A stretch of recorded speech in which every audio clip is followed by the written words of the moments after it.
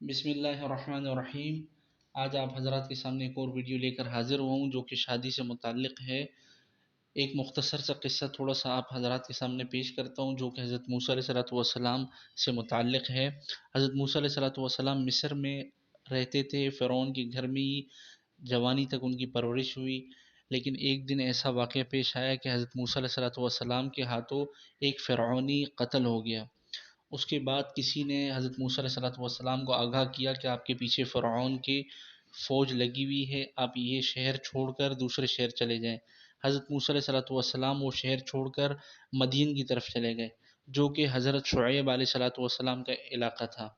وہاں پر ایک کنویں کے پاس کچھ لوگ پانی بھر رہے تھے، ان کی حضرت موسیٰ علیہ السلام نے مدد فرمائی، اس میں 2 لڑکیاں بھی تھیں، ان کی بھی مدد فرمائی۔ اس کے بعد حضرت موسیٰ علیہ السلام ایک درخت کے پاس آ کر بیٹھ گئے، تشریف فرما ہو گئے۔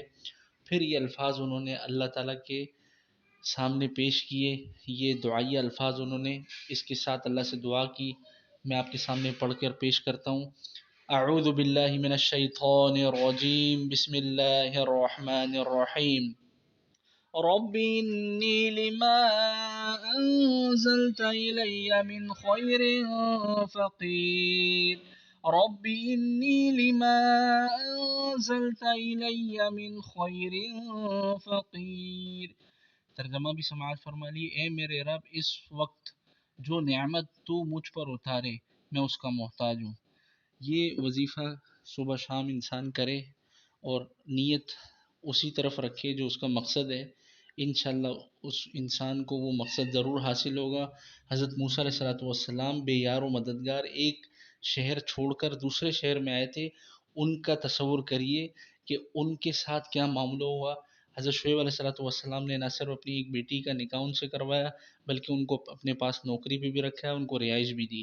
یہ ساری چیزیں حضرت موسیٰ علیہ السلام کو میسر آئیں، تو کیوں آج ہم کریں تو ہمیں نہیں ملیں گی؟